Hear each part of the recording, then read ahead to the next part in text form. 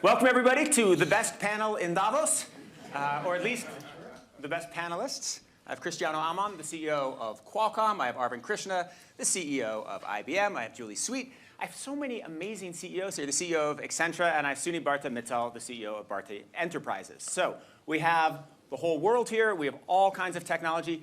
We did a conversation with some of these folks in May, and it was great. We covered all kinds of technological changes. But think about what's happened since May just in tech, right? We had total crypto meltdown. We've had the US-China chip split. We've had a lot of excitement on our favorite social media platform. There has been, and we've had the creation of one of the most transformative AI technologies I've ever seen. We've had all of this. Meanwhile, net, these guys' stocks are probably the only stocks in tech that are up, so mazel tov to them. So we've got a lot to talk about. I'm going to structure it a little bit so that we're going to start talking about people. Then we'll talk about technologies and what everybody's excited about. And we'll talk a little bit about platforms. And we'll talk about worlds and the future. Sound good? Great. OK, Sunil, we'll start with you.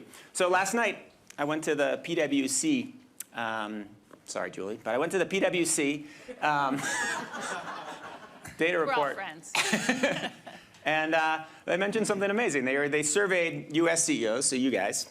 And they're all miserable. And we're heading into depression, and everything's terrible. And Indian CEOs, and they're pumped. So explain something about the energy of the people in India and the people in tech in India right now and where you are. Well, I'm not surprised you picked up the palpable sort of excitement amongst the Indian leaders.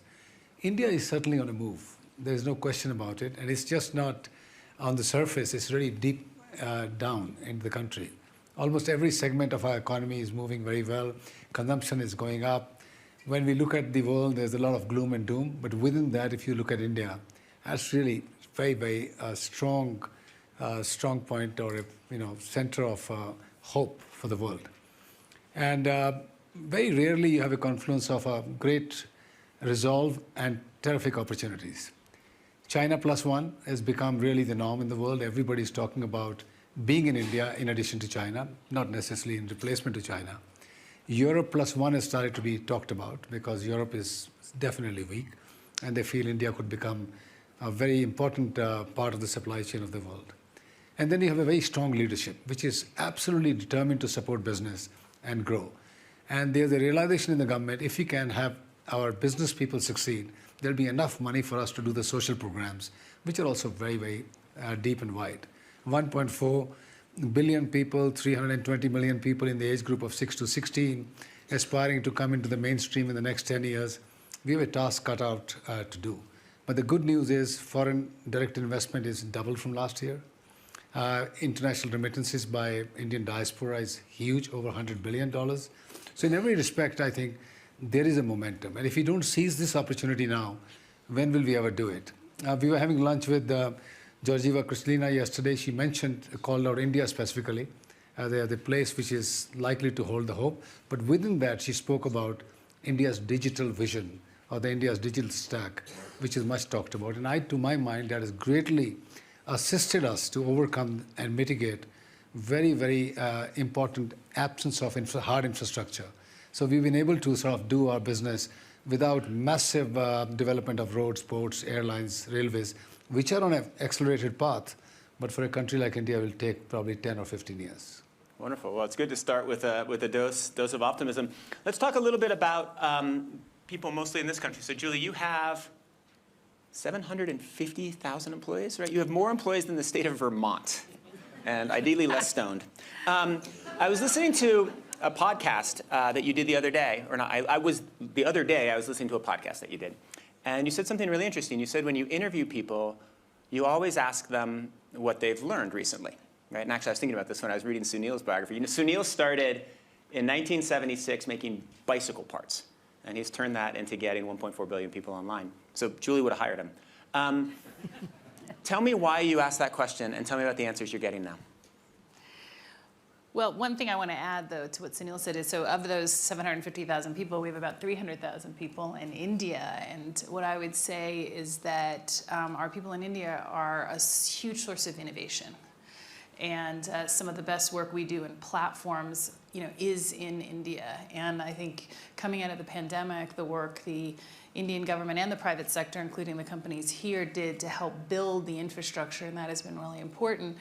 And it dovetails to the learning piece, which is, all of my 750,000 people are required to pass 11 assessments on technology. Everyone.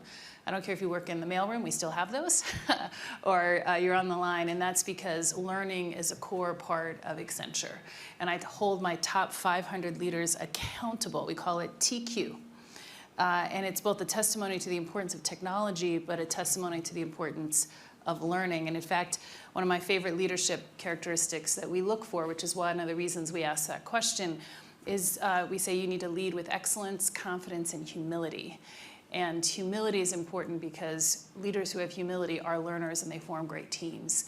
And when we ask that question, I actually don't care if you learned how to cook or if you learned how to repair your bicycle. What we care about is that you are curious. And you've seen that. We're going to talk today a lot about the new technologies and new ways of working, whether it's the metaverse or AI. And in order for our people to make the journey and to actually reinvent what we're doing, you have to be willing to learn. And the great news is that all the research we show is people want to learn. They want to become more digital. And now that you've made it public that you ask that question in every interview, I guess everybody must get a Duolingo subscription right before they go in and talk with you. I think it's a marvelous question and a great part of the culture. Cristiano, let's talk a little bit about productivity, because I think that's one of the great questions of our time, technology and tech. Because tech, it should make us so much more productive, shouldn't it? And I heard two stats in Davos that struck me. So one, I was meeting with the economic analyst who said, we're explaining, really scary drop in productivity in the United States. Second was possibly apocryphal stat, but amazing if true, which is that the prime time to watch Netflix used to be Friday at 7, and since the pandemic, and still to now, it's Wednesday at 2. Cristiano, tell me about what you've seen in the productivity trends and how your tech and all the amazing things you build can help turn it around. Yes. No, thank you for the question. Look, I think technology right now, probably more than ever, especially when we talk about the current economic environment, we see that there is this desire of companies to digitally transform and use technology to become more efficient, to become more productive. I'll talk later about Netflix at 2 p.m., different issue. But I do believe that we actually seeing right now an incredible demand for things to become more intelligent, to become more connected. The way I describe it is we had the pandemic, and then all of a sudden everybody was in home, and people start working from home. But then companies wanted to connect with all of their employees. They realized they also need to connect to their assets. So we see an incredible trend of technology right now as intelligence, it's moving also from the data center to everything.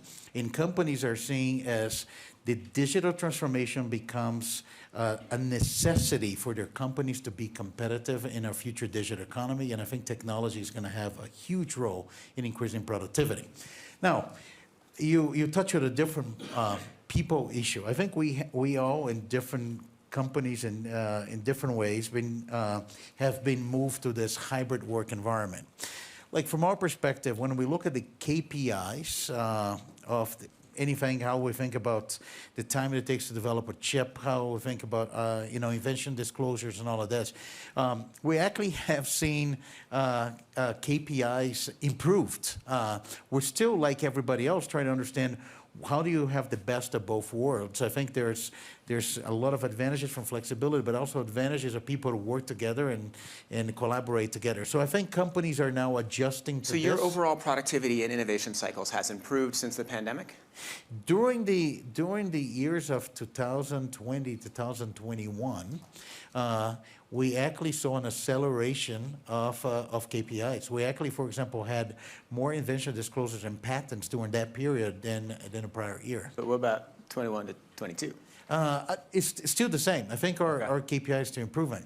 Having said that, I think companies are all trying to understand what is the future of this hybrid work model will look like. And I think we're learning as we go. And tell me, you probably, based on what people are demanding, where you see growth in products, tell me something that nobody in the audience knows about something that you're building now that will increase productivity in the future? Tell me something cool and mind-blowing. Look, And how will it affect your earnings, and should we short your stock or invest? No, seriously, but just like tell me something great that you're working on. So maybe what I'll do a crescendo for you. Like I feel we always think in terms of what, the evolution of computing platforms. So if you started with personal computers, I think, IBM is here, and I think that was integral part of that journey. If you look at personal computing became the computing platform, and that's been taken over by phones. Phones became the computing platform of today. And I think we started to see right now, even when you think about the future of computing or personal computing, we started to see the convergence between mobile and PC. Those are becoming kind of one devices. We see a lot of things coming from the mobile influencing how we think about PCs. And also, I like to think about, for example, next generation PC. It's fascinating to watch that the number one use case on a PC right now is communications. It became a communication device. Video telephony is one of the key applications when you think of collaboration. But that will continue to evolve. So one of the things that we have been very passionate about it, and I think you have to think in terms of a decade. It's not like tomorrow. But you have today an incredible amount of processing power in your phone. It's the most connected device, but you're limited by the size of the screen. It's an artificial limitation. You see everybody just looking at the screen. So when you think about glasses and the ability to have things right in front of your eyes, even some very basic use cases as having a phone call. It's funny, when you think about people used to open their phone, make a phone call like this in the 4G era, everybody texting. Now, because of the pandemic, you put it in front of you for a video call. Tomorrow, you just have a holographic image render in front of your eyes. So we've been investing in virtual reality, augmented reality, this whole conversation about the metaverse. That's going to happen. So the technology trend is merging of physical and digital spaces. They have digital twins of everything, enterprises, people. And how do you merge that together? I think that's going to be the next computing platform, and eventually it's going to be as big as phones. And, we should think about that happening within the decade. Wow. So he's real. I can vouch for it. But not long from now, he'll be a hologram. That is amazing, fascinating, and you're working on it, so it's likely to happen. Let me go to Arvind. One of my favorite things about Arvind, and anybody who came to our panel in May knows this, is that he will answer anything. And he has a theory on anything in technology, right? You want to talk about synthetic biology on the blockchain? He's got a theory. So, Arvind, you mentioned that by 2025, quantum computing would be a competitive advantage for you. Right? You said that in May. Are you still on that timeline? Are you going faster? Are you going slower? And what's it going to do? We're still on that timeline. So we're at 400 qubits today. That's on the cloud. You can go ahead and use it. By the way, a real quantum computer, not a simulation, not something virtual, a very real one. Wait, 400 qubits? Yes. That's a big deal. 433 qubits today. Okay. 1,000 qubits end of this year.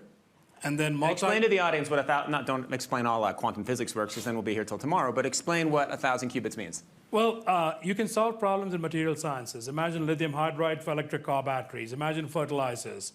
There was a paper from China recently which said at 400 qubits, you could probably break today's encryption. I'm a little skeptical of the full validity of that paper, but okay, fine, 400, maybe 1,000. So that tells you that somewhere around 1,000, you're beginning to see problems being solved that you just couldn't imagine getting solved on what I would call classical computers. Quantum is not going to replace classical, just to be clear. You're not going to run your bank balance on a quantum computer, because a quantum computer may give you a different answer each time. For some things, you likely want the same answer. But the physical world, materials, chemistry, encryption, optimization problems is what I believe we'll see some of them getting solved in this time frame. So I'm still there, and the progress made is that now we have 400 plus real.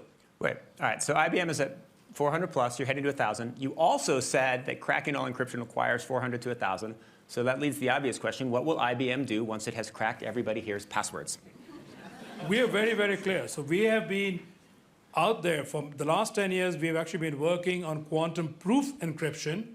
We put it out as open source. We work with NIST in the United States, who have 4 what they call preliminary standards out there based on collaboration from us and from many, many other people in the industry. And I would strongly urge everybody that for the data you really, really care about, that if you encrypt it, put it on a tape, throw it away, and if in 10 years you're worried somebody might decrypt it, go use quantum-proof encryption now. Because even stuff that you store will get broken, and if it's going to embarrass you, beware. This may be a dumb question. So, I don't know, let's say in my email, I have two-factor authentication, so there's a password. Presumably the password is encrypted by Gmail through some multiplication of large prime numbers, so the quantum computer will be able to factor the large prime numbers. Will it be able to crack my two-factor? Yes. Okay. Because all of that is essentially based on encryption. So the It's not two-factor really is just another set of multiplying large prime numbers, is It's what's happening. effectively just trying to get to the eventual key. That's all there is. Even if right it's like a physical two-factor authentication, because it's translating like my biometrics into a number. No, because in the end, you have your actual email stored somewhere with encryption. Oh, I see. All the rest is just a key to go unlock the actual encryption key. Cool. That's awesome. Great. All right. Well, fun times ahead in tech. Let's talk about ChatGPT, which is one of the coolest things that's happened in the last year. And so last night, it's kind of amazing. I didn't get an answer to this. I went into ChatGPT and I said, what is the issue in which Cristiano Amon, Julie Sweet, Arvind Krishna, Sunil Mehta will disagree on the most? And ChatGPT spat back an answer, and it said 5G. And it said Sunil will be extremely enthusiastic, and the other three will be a little bit indifferent and less enthusiastic. So, Sunil, Definitely wrong. As I think you're well, wrong. since you're building all the You're infrastructure for it, absolutely wrong. You're completely wrong. You just proved that why it there's some hallucinates. limitations with ChatGPT. It's a very confident bullshitter. But Sunil, explain where you are with 5G in India, where you're taking it, and what you've seen with it. Well, 5G is upon us. As you know, we are rolling it out feverishly now in the country. Cristiano will be very happy because his heart of the 5G is based on what he produces, and he would like to have everybody hold a 5G device in their hand and use it extensively. And similarly, I would say Arvind puts a lot of envelope around that code that Cristiano puts and puts it at work for all of us. And Julie will then advise what to do with the 5G. And I am the poor end of the chain who spends tens of billions of dollars for all the monies that they can make. So I have a harder task on my hand. The fact is, currently, the use case on 5G are still limited. Yeah. We want more work from Julie, more work from Arvind. Basically, what does it do? It can give you low latency, which has never been imagined before. And that really creates a lot of new use cases. Drone management, robotic surgery, autonomous vehicles, et cetera, et cetera. You can do a lot of things that you could have never imagined before. A country like India, you can't go and build hospitals in every village, but you can put a small pod out there. And that can be linked back into Delhi, Bombay, wherever the case may be, or Chennai. And you could do real-time most of the critical surgeries right in the village there with some training of some local paramedics. Autonomous cars probably is a long way away for a country like India. We first have to sort out our traffic with people behind it. So I don't know how fast that will happen, but we will track world very, very closely. The second part is gives you a very large capacity. The spectrum is very wide, and you can really have a lot of new applications. Where I think the most benefit will come out of 5G is the industrial application. And that is where we are most excited about. We have started to work with Bosch. We are working with Mahindra Auto to ensure that we can make their life better, more efficient, more cost effective. And I think that's where the excitement will be. And that's where people like us and Accenture or IBM go to market jointly, create solutions for all these companies and do what's required. In the meanwhile, people will get used to better speeds, high speeds, low latency for the regular devices as well. I mean, you can go back and live your moment of dial-up days, and you can never go back there. So similarly, when you get to 5G, it's very hard for you to go and work your normal routine affairs also on 4G. It's going to cost a lot of money to the entire telecom industry. Many players are here. Costs you a ton of money on spectrum. So we are looking at about $400–500 billion worth of spends by the industry in the coming few years to convert the world into a 5G space. Look, let me just add one thing, because, by the way, I share Sunil's enthusiasm. I think the opportunity for 5G in India is very significant. And I think there's now this broader understanding that 5G is critical infrastructure for the digital economy. Now, there's in addition to all of those different use cases, and I think this opportunity in industrial, there is another capability of 5G that is different than the other Gs.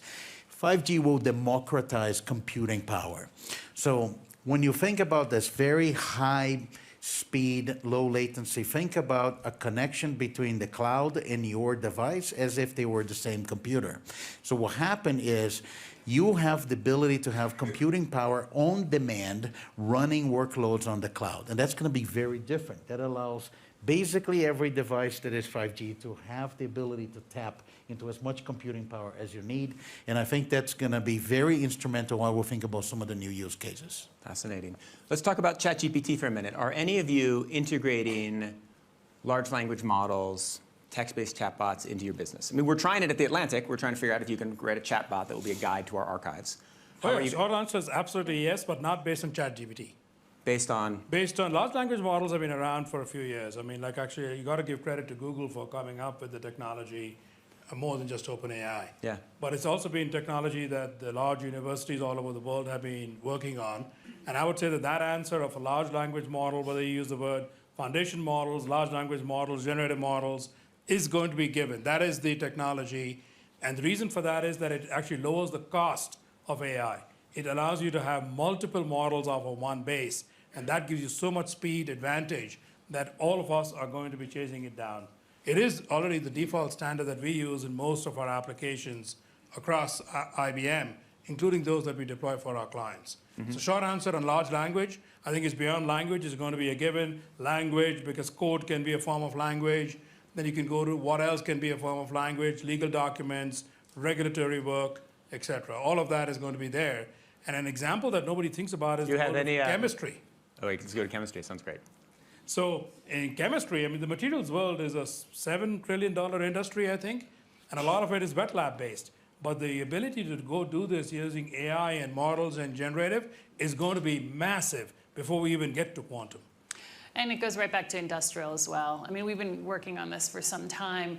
The power of ChatGPT is that it is bringing to life what we've been talking to clients about for some time, right? Which is that once you actually have mammoth amounts of data, both internal and external, if the data is good, then you can, do amazing things with it. And so, we love what's going on right now with everyone talking about it, because in many cases people have been doubters about why you need to have really clean data, connect to external data, use these then foundational models on specific use cases. A lot is going to be in digital manufacturing, in agriculture, and sort of industrial use cases. And it reminds everyone, you have to get the data right. So you got the wrong answer for ChatGPT. So all those high school students out there who are trying to use ChatGPT for their exams, just beware. You might get the wrong answer. My kid wrote a pretty awesome paper with it. He's a freshman at high school, I gotta say. High grades. Anyway, keep going. Yes, but it's only as good as the data, right? That's true. Can you make chips with it? Yeah, one of the things we see happening with us, one of the largest areas of silicon growth is neural processor units. We actually have the ability to run large language models at the edge device, and we think that's going to be a lot of the processing that you're going to do, even in your phone, is going to be AI processing. So let me ask you a question about the evolution of AI, which I think maybe all of you might have an answer on, which I was at Barry's panel bar the other night, the techies gathering, and got in a long conversation about AI with a bunch of people. And one of the theories that came out of it was that AI evolves in a series of S's. So you have machine learning, you have deep learning, you have GANs, and then you have large language models. And each of these advances makes a big splash, and then it levels off, and then it improves. But what happens is that you have different models of AI that make a splash kind of every year. And so if you believe that, then right now, the proper thing, if you're trying to think about the future of AI, is not to infinitely extrapolate on large language models, but is to try to identify what is next. Is that a fair way to talk about the evolution of AI? I believe absolutely. I mean, because you mentioned the 4 that have already been adopted, but then you can get into neurosymbolic, you can get into how do you include knowledge inside AI, which is today not. It's just blindly looking at data. All of these are yet to come. And I believe they will come. I mean, the word that is often talked about is neurosymbolic or reasoning, and we are far away from that in any of these 4. So will all of these be worked on? Absolutely. Great, I'm glad you I say look that. at it something different, though, Nick, is Please. that that's the right answer in terms of the actual technology advancements. But then it's only that it needs to be put to use at scale. And what you see with technology a lot is it's gradual and then sudden. Right? And we're still in the gradual phase right now. And a big part of it is not the capabilities of the technology, but going back to your first topic, the people. Right? And so, when we think about the use cases we were just talking about, whether it's with chips and being at the edge or 5G, the biggest issue is not the technology, right? It's that in the factory, every factory is run by a general manager. They're not thought about as platforms. It's very hard to do the change management, and you're still convincing people that you need to use not just your data, but other data, right? And so while that's an interesting way to think about the technology, the focus has to be, which is a big part of what we do, is how do you get the adoption? Right. And that's what we're working on in many of these cases. When you think about the big megatrends, whether it's metaverse or cloud or AI, it's adoption. So how do you get, so you go into lots of meetings with lots of your customers and partners. You're probably doing some in Davos, and you say, hey, this incredible thing's happening. It's going to get even faster. And they look and they say, A, cool, and B, does that mean I'm going to be displaced, right? So how do you make people not afraid of this future? Well, first of all, the labor shortage today has changed that calculus a great deal. So we're working on the supply chain right now, and lots of supply chain disruption, but one of the biggest issues is the lack of talent, supply chain talent to handle those disruptions. And so a big driver of the use of the technology is, of course, being able to predict and understand your supply chains, but it's also the ability to automate more and not have to find as many supply chain experts in a world of shortage. And so the calculus around the talent gaps is also changing how people are thinking about the investment and the adoption. Sunil, do you agree with that? Yeah, I would say certainly we may be at the moment underestimating what's in store for us through AI. And while we can make fun, sometimes the answers come pretty crazy from ChatGPT. But it's getting very, very powerful. It's really getting there. And as Julie rightly said, you always see these things moving gradually and then suddenly it takes over. Will it displace people? Is there a genuine fear about it? I think we have had so many technological evolutions, and every time this debate has come, will we have people displaced, will we lose jobs, especially for countries like India or continents like Africa, where there's young and very large population which needs to be employed. This does become a question mark. Will they be replaced? My own view is many of the jobs, existing jobs and skills will be replaced. Yeah. But they will be compensated by many more areas of new discoveries of jobs and work, which will come and surprise us. So I remain hopeful, but we must start to at least now think about a life where AI is going to play a very fundamental role in our daily routine, our daily lives, and of course much more meaningful into areas like material sciences, chemicals, biochemicals, human life issues. That's going to be a very, very profound area to work on. So there's an extremely important question there, because I believe that premise, right, which is that it will displace a lot of jobs but increase total net jobs and be net good. But you displace a large class of people, and say people who are in their 50s or 60s, it's very hard for them to get back on their feet, right? We talk about the United States with truck drivers, right? If you have self-driving trucks, right, what happens with truck drivers? It's one of the top employers of males in America. Like, what happens? Where do you worry about the displacement, right? So not again, overall, that more people will be displaced than jobs are created, but where there are particular areas where there will be displacement where society is going to have to think about it. I think you should worry more about the rote, clerical, white-collar jobs than about the physical. Yeah. Because if you talk about truck drivers, in the end, there's a lot of lifting in and out, which is not going to get replaced if you ever are in an urban area. But rote, clerical, white-collar jobs will get replaced, a large number of them. So the question is, what else do you create to replace those? And so I think that actually those are where you have to focus. And now when you begin to look upon it, well, the number of people over 65, if I look at the US, was 15, 18%, now going to be 30%. What about home health care? If you go look at when farm workers got displaced, fast food service and restaurants came in to step in to offer those jobs instead. You begin to get a service economy. So the question is, what else do societies want? What else do economies want? And that is where those jobs are going to go. Yeah.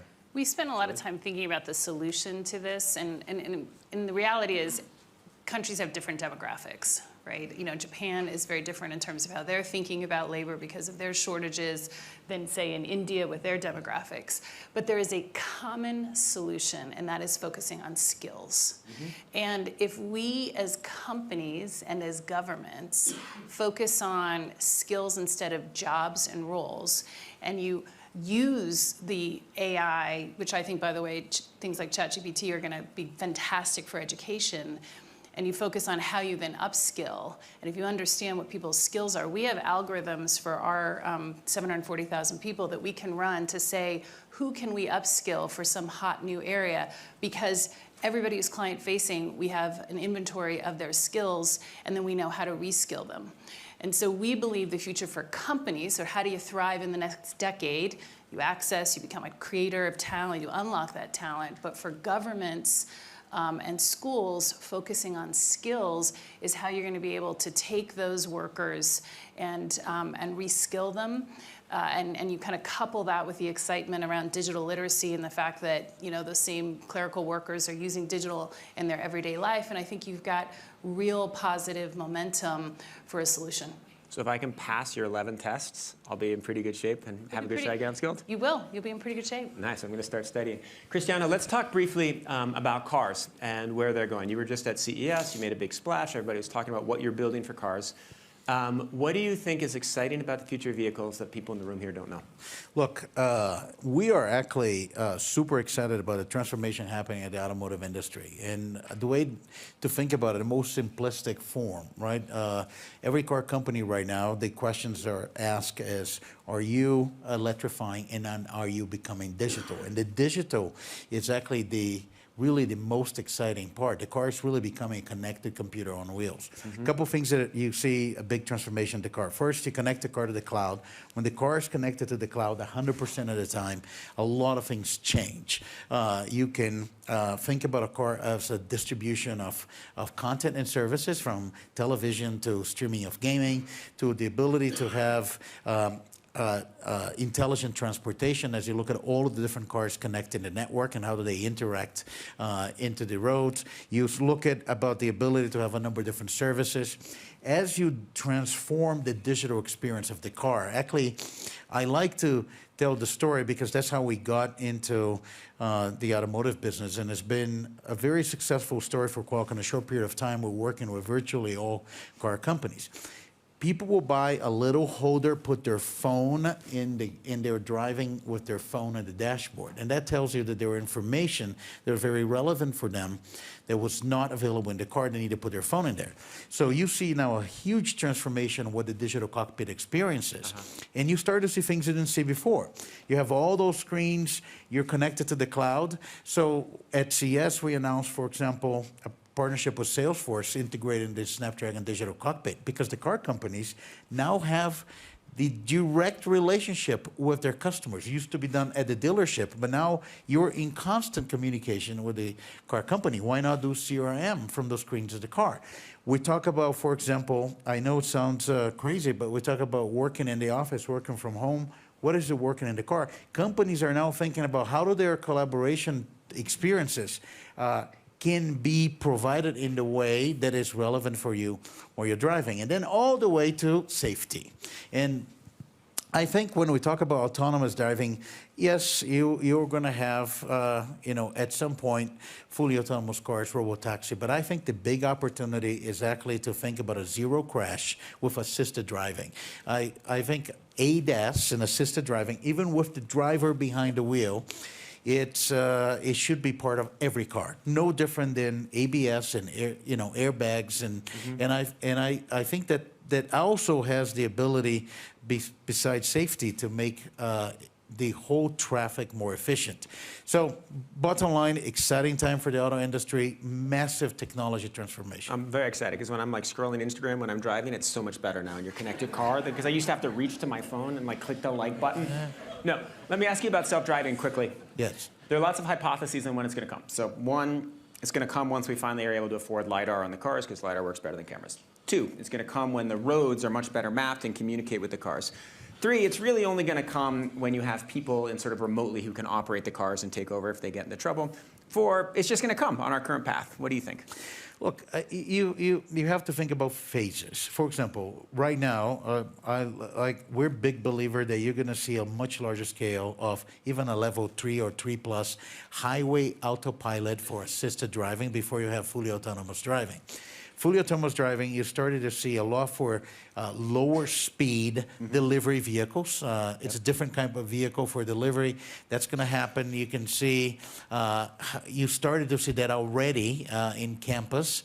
And eventually, you're going to get to fully autonomous. But it's really going to take time, especially because when you're talking about safety of people, humans make mistakes, but enterprises cannot make mistakes, right? So then you think about it, you can get for autonomous driving, fully autonomous, there's a path for you to get to 0 to 95%, but that extra 5%, takes time and a lot of precision.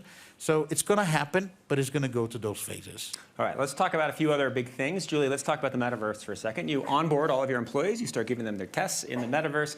Is the metaverse evolving the way you hoped, and is it going as fast as you expected it to? It's going faster. Oh, really? Than we expected, actually.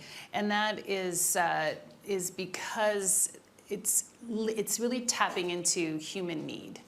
And it's creating something new. And by human need is what we've discovered is that when you are immersing yourself in an experience together, you learn better, but also you can do things faster. So those of you who went to the Global Collaboration Village that we created here with Microsoft and the World Economic Forum and many partners, that was created entirely in the metaverse. Like, it is the metaverse, and we created it. So we did it much faster. No one ever got on a plane. They worked together. So when you think about when you were a kid and you would be drugged to the museum because a teacher knows that if you're in front of a painting, you actually would engage in it differently than if you're trying to look at it on a screen. It answers a human need, and it's creating something that doesn't exist. It's what we were talking about earlier, Arvin, the virtual and the physical worlds coming together is actually net new value. And so we actually estimate there'll be $1 trillion of revenue influenced by the metaverse by 2025. And it, I think, fundamentally comes down to its net new value, and it answers a human need. I went to that demonstration, and it was very cool. And then I got out, and I learned 2 facts. One is that everybody who'd been there thought it was very cool, and no one had thrown up. So it was a big success so far. Sunil, can we talk about geopolitics for a second? How much has India benefited from the tech tensions between the US and China? Well, I would say generally on the manufacturing side, India has been trying very hard to become a manufacturing base, especially in the electronic field, the digital parts, and we import $750 billion worth of electronic parts. So that is an opportunity which we missed several decades back, and it seemed that we will not see it during our lifetime. This particular issue has forced India to sort of become ready and put out subsidies and programs which have never been seen before. And we're talking about tens of billions of dollars. Semiconductors become a huge rallying point between the US and the UK, and the entire Quad, I would say. India is now committed to spend very large amounts of money. We are talking about hundreds of billions of dollars in the next 5-10 years to finally attract the semiconductor base into India, which we could never build over the last several decades. So I would say India is benefiting definitely because the US wants a lot of things to be shifted from China to India. Trusted nations, trusted sources, trusted products is becoming the mantra. We have been using Chinese equipment in part of our network. That's all being replaced, 100%. Benefit is going to the Western world at the moment and bit to Korea through Samsung. But that is also giving India an opportunity to develop its own 4G stack. Wait, do you use Huawei technology in your... I have about 20% of our network is between Huawei and ZTE, not in the core, but in the radio side, which is all being replaced now. 5G is 0, and a bit of 2G, which is still subsisting, and 4G, which I would say by end of next year will be down to 0. Arvin, is this going to work? Is India going to become a chip powerhouse? I believe that what Sunil explained is going to happen. Look, if you look where investment is going to go, you need 2 things. you need the skills, you need labor, and you need energy. So in all these things we're describing, energy is not a real factor. It's going to be about skills and it's going to be about a desire. What I've seen in the movement in the last 2 years has been more than in the previous 20. The permissioning, the standing up, the subsidies, the attraction of putting together collaborative bodies, and it's far beyond chips. If you think about iPhone manufacturing, if you think about beginning with, you want to begin to integrate and manufacture, then you want to begin to design, then you want to begin to do the eventual semiconductors. By the way, a lot of semiconductor design, chips are designed in India already, whether for us or for other people. So now you're just down to building that last factory, which requires a level of investment and a level of R&D collaboration. But from what I've seen in the governments in both countries, in the US and in India, that will to do it over the last 2 years is significantly higher than in the past. So I think I'm very optimistic about the next 5 years and how this is going to play out. Wow. All right. Well, we have 4.5 minutes left. So when we did this in May, we ended with a question about what is something that will profoundly affect the world of our grandchildren that most people here aren't thinking about. So I'd like to ask each of you that, and tell me something that you think you're building, you're working on, or maybe even that you aren't building or working on. If there are no volunteers, I will go with Cristiano. All right. Well, thank you very much. Especially for a company like Qualcomm that has been, involved in every generation of wireless, and we look what happened with this is the transformation in our society. Created by wireless technologies, like if you look at the smartphone as the largest development platform created by mankind.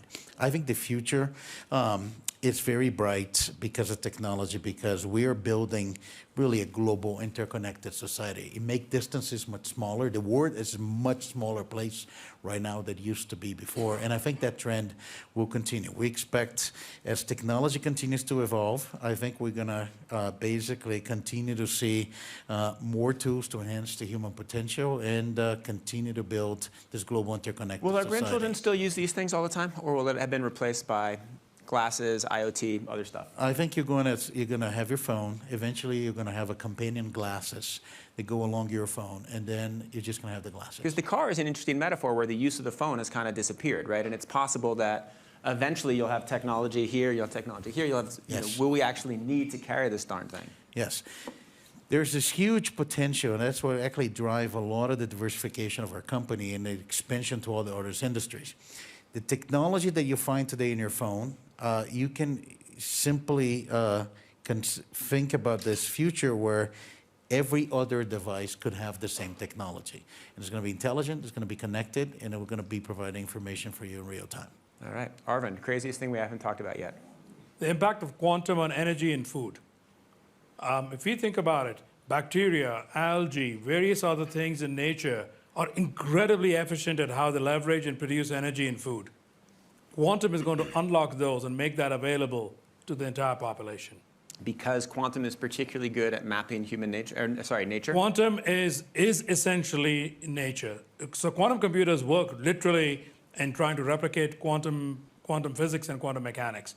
That is how chemistry works, that is how nature works, that's how proteins work.